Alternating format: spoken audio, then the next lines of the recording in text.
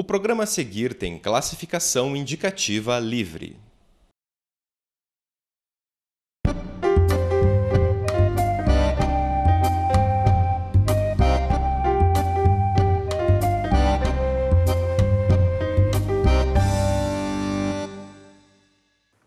Olá, estamos novamente com você no programa América Latina Viva. O programa América Latina Viva é um programa de entrevistas da Casa Latino-Americana em parceria com a TV da Universidade Federal do Paraná. No dia de hoje nós temos um convidado especial, historiador, jovem, em formação, militante social, Alexandre Boing. Alexandre Boing é responsável, um dos participantes do movimento social Levante Popular da Juventude, né, no Paraná, mas que é um movimento que já tem uma abrangência, uma incidência nacional. Alexandre, então, seja bem-vindo ao nosso programa, né? Nós gostaríamos de saudá-lo, né, e apresentá-lo ao telespectador. Muito obrigado. Obrigado primeiro pela oportunidade concedida pelo senhor, pela Casla e pela TV, da gente poder estar fazendo esse processo de diálogo aqui com o telespectador, com a telespectadora. Beleza. Que estiver assistindo. Ok. Alexandre, então, como nós, ao apresentá-lo, mencionamos o fato de você estar em formação como no último período do curso de História da Universidade Federal do Paraná, você, inclusive, tem algumas intervenções interessantes na área, você trabalhou no arquivo, né? Você teve também experiências de vivências né, paranaenses, que eu gostaria que você também nos dissesse. Você teve passagem pelo Rio de Janeiro, no programa de mobilidade acadêmica. Né?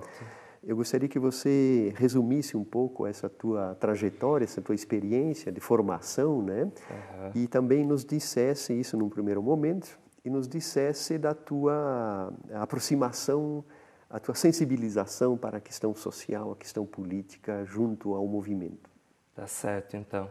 É um processo que vai bastante embrenhado, assim, as coisas vão acontecendo mais ou menos juntas. Eu sou do interior do estado do Paraná, né? Eu venho de Ivaiporã, minha cidade natal, mas me mudei para cá muito cedo, com meu pai veio trabalhar em Curitiba, e eu vim para cá com 4 anos e desde então estou aqui.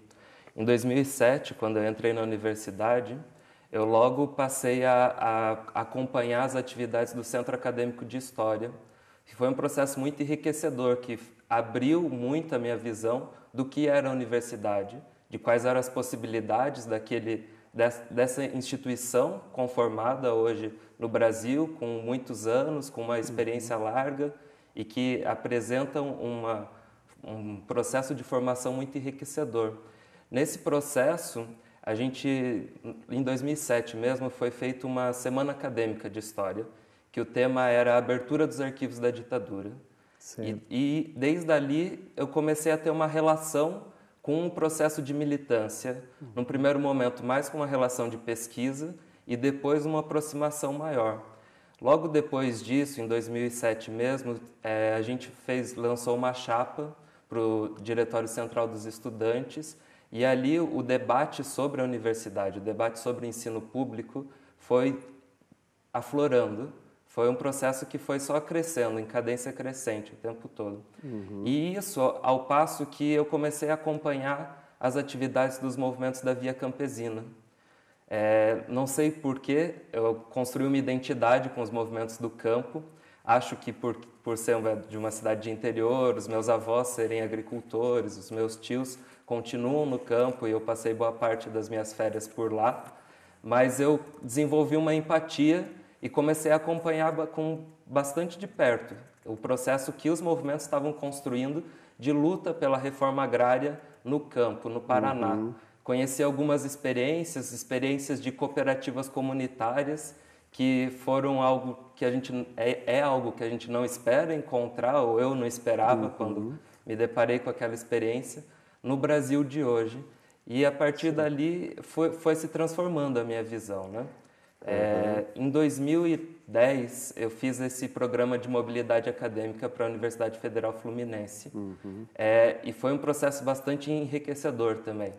Por quê? Porque eu tive contato com alguns temas do estudo do historiador que eu não tinha aqui na UFPR, ou pelo menos outras maneiras de olhar para esse mesmo tema, um estudo diferenciado. Na época, a UFPR ainda não tinha cadeira de História da África, então eu aproveitei para estudar a História da África lá e estudar a América Latina com professores que tinham uma outra formação, não a mesma formação dos professores daqui. Alexandre, é interessante, né, esta referência que você faz digamos, a uma história mais presente, né, digamos, trabalhando nessa dimensão temporal, né? Sim. Porque tradicionalmente o historiador é aquele que se volta para o passado a partir de documentos primários, né? Enfim, das fontes documentais, né? E evidentemente que você faz menção à sua formação como pessoa e como cidadão, né?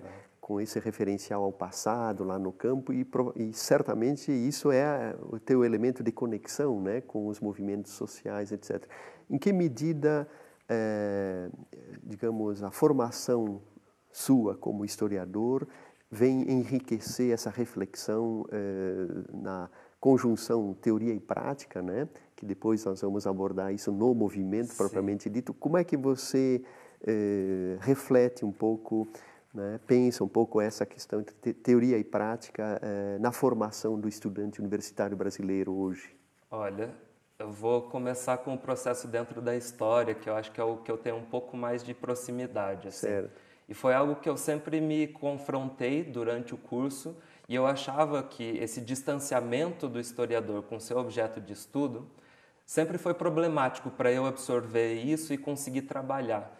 E aí, mas a história ela tem um grande ponto favorável, que é de legitimar ou de construir uma leitura do mundo, da gente conseguir trabalhar com diversos processos distintos em diferentes recortes temporais e entender a conformação desses processos. Nisso ajuda muito, ajuda para a gente se entender no mundo e ajuda para a gente entender qual é o mundo que está colocado.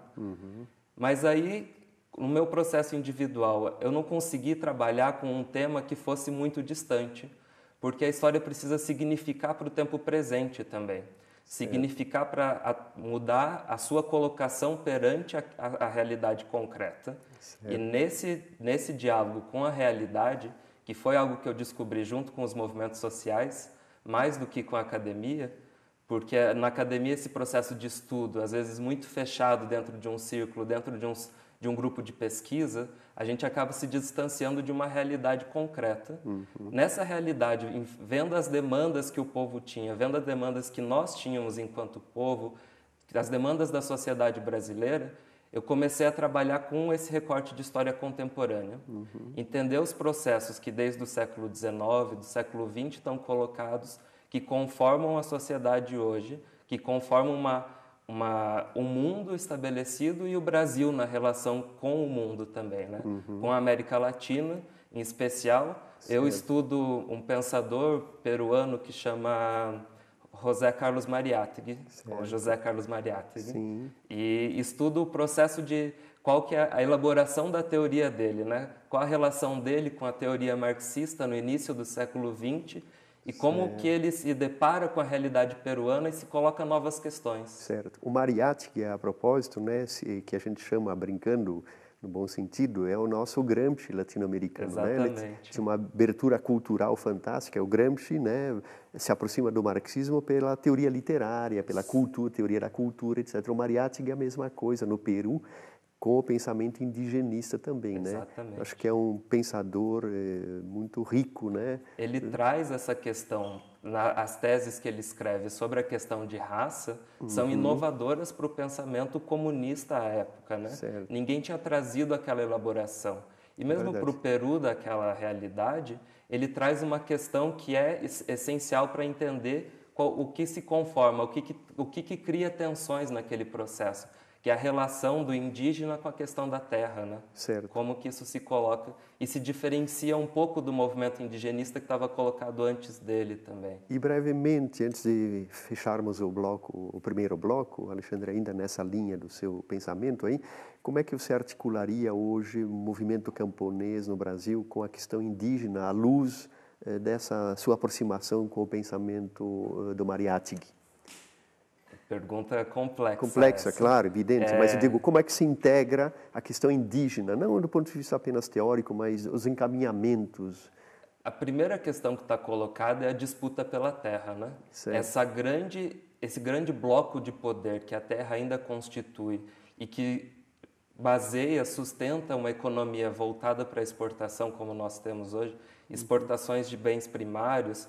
Aí os grandes exemplos da agricultura, a soja, né? É o grande exemplo, a produção de eucalipto para produzir celulose. Isso cria conflitos com todos aqueles que propõem um modelo de agricultura que seja diferente.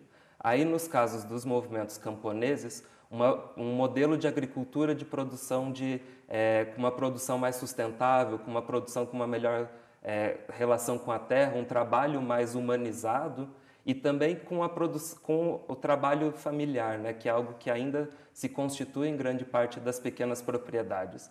No caso dos indígenas, que têm uma outra relação com a terra, uma maneira diferente da forma como eles lidam com o meio ambiente, com o habitat deles, é um processo de tensão entre expansão de fronteiras agrícolas e de resistência cultural e resistência de um modo de vida que não está mais colocado dentro de uma economia globalizada. Como é que isso se coloca? É necessário a gente manter essas resistências culturais, a gente precisa garantir com que eles existam e aprender com a forma que eles têm de lidar com a natureza, de construir a sua sociabilidade ali. Né? Certo, e com certeza essa problemática aí toda aproxima todos esses movimentos ligados à terra com a questão ambiental, né? Com certeza. Mas isto nós vamos aprofundar logo em seguida, depois do nosso intervalo, tá bom? Tá ótimo.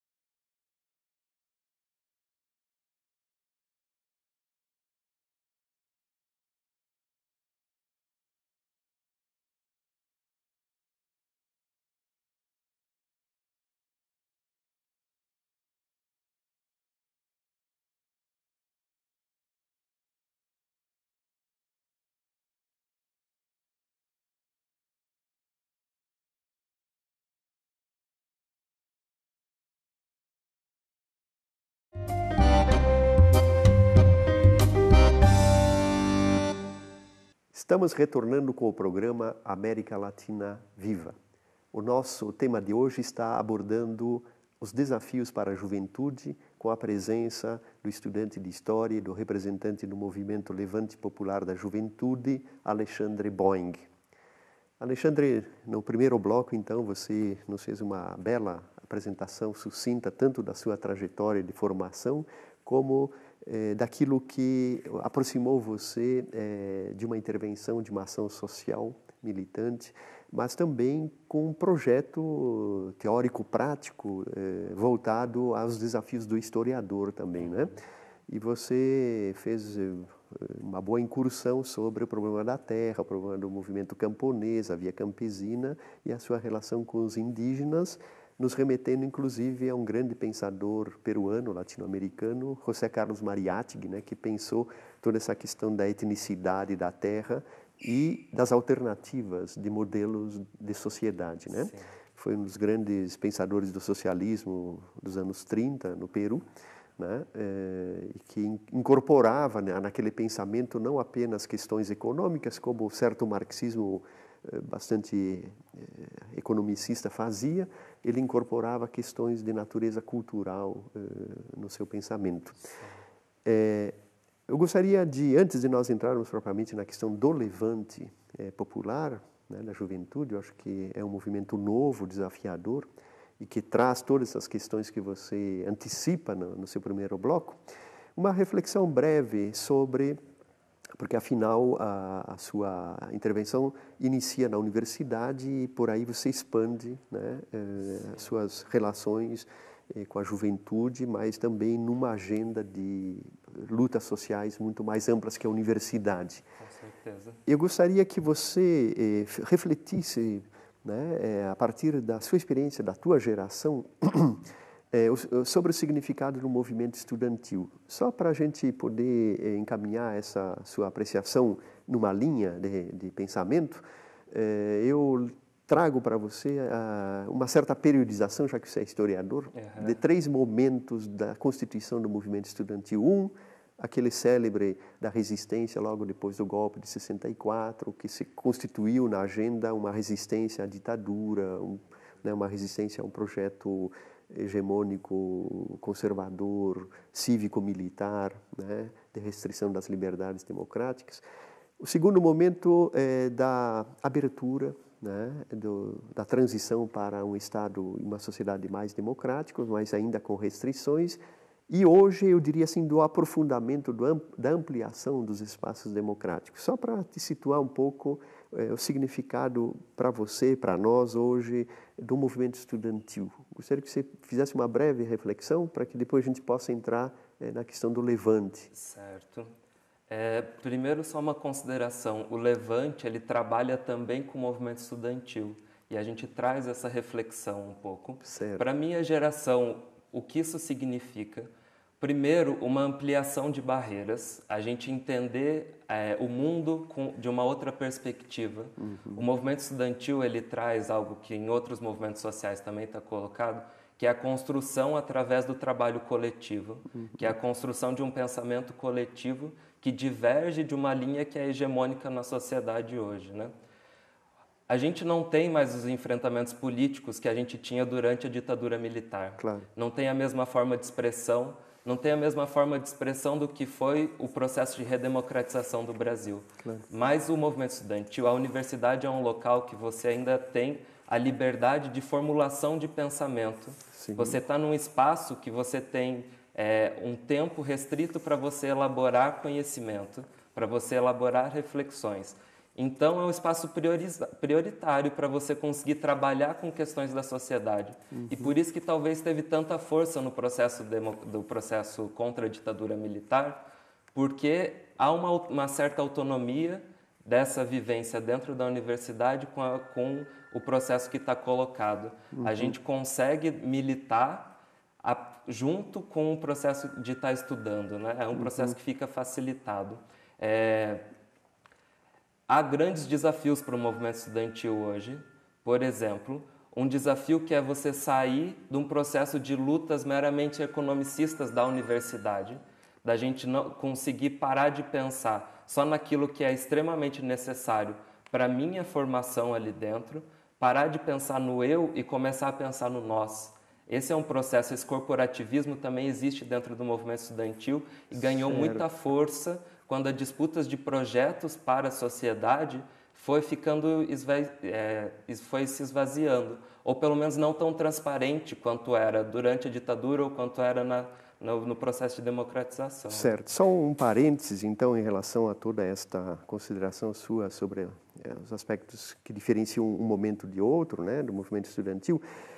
Tradicionalmente, também o movimento estudantil tinha uma relação privilegiada com os partidos políticos. Sim. Majoritariamente, como o movimento era de contestação, com os partidos de centro-esquerda ou de esquerda, né?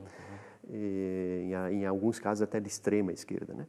Como é que se dá hoje essa questão do movimento estudantil e mesmo do Levante como organização social na sua relação orgânica com os partidos? Como é que isso é importante a gente pensar, porque provavelmente o Levante também tem uma certa autonomia em relação aos partidos, o que eu colocaria mais numa perspectiva de um movimento libertário do que propriamente orgânico partidário. Com certeza. A gente trabalha dentro do Levante com a concepção de um movimento autônomo, certo, que tem relação com diferentes partidos, diferentes frentes políticas que constroem o mesmo projeto que a gente, qual seja o Projeto Popular para o Brasil. Se estão empenhados na construção do Projeto Popular, a gente se relaciona. mas mantém uma autonomia de definição de linhas políticas, de definição de ação frente a esses partidos, essas organizações políticas que estão colocadas. Ou seja, para entrar no Levante, você não precisa defender nenhuma linha de nenhum partido. Você tem que defender o pensamento do Levante. Entendi.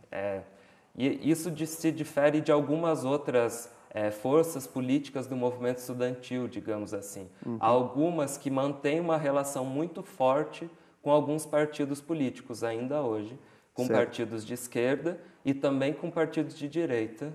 Né? Certo. Quais seriam as agendas hoje prioritárias para o Levante, para o movimento, e aquelas que constituíram, as que constituíram a sua razão de ser, você já, num certo sentido, enumerou. Mas que agenda, porque vocês têm também, vocês acompanham o fórum da Comissão da Verdade, né? Toda a questão do resgate da memória e da verdade histórica no Brasil, mas também uma agenda de militância em relação às questões estruturais no país, né? Questões históricas que ainda não foram superadas nem totalmente conquistadas, né? Que é o movimento da reforma agrária, o movimento contra o desemprego, o movimento contra o sem-teto, etc., né? Ao lado disso, gostaria que você também nos dissesse alguma coisa sobre uma agenda, vamos chamar assim, de uma história do cotidiano no Brasil. Coisas que são desafiadoras, mas que, em geral, não fazem parte de uma pauta muito visível dos movimentos. Eu faço só duas menções, duas referências para você pensar essa questão, né? A questão da mobilidade urbana, por exemplo, né? Toda a questão dos acidentes de trânsito, a questão da saúde no Brasil.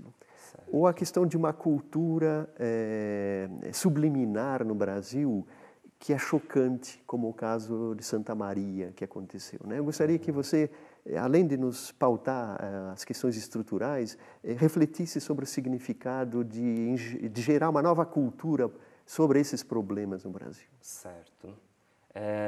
Primeiro, dentro desse projeto que nós defendemos, a questão da democracia é algo central. Mas não é uma democracia como é que está colocada hoje. A gente trabalha com uma proposta de democracia popular e protagônica. Por quê?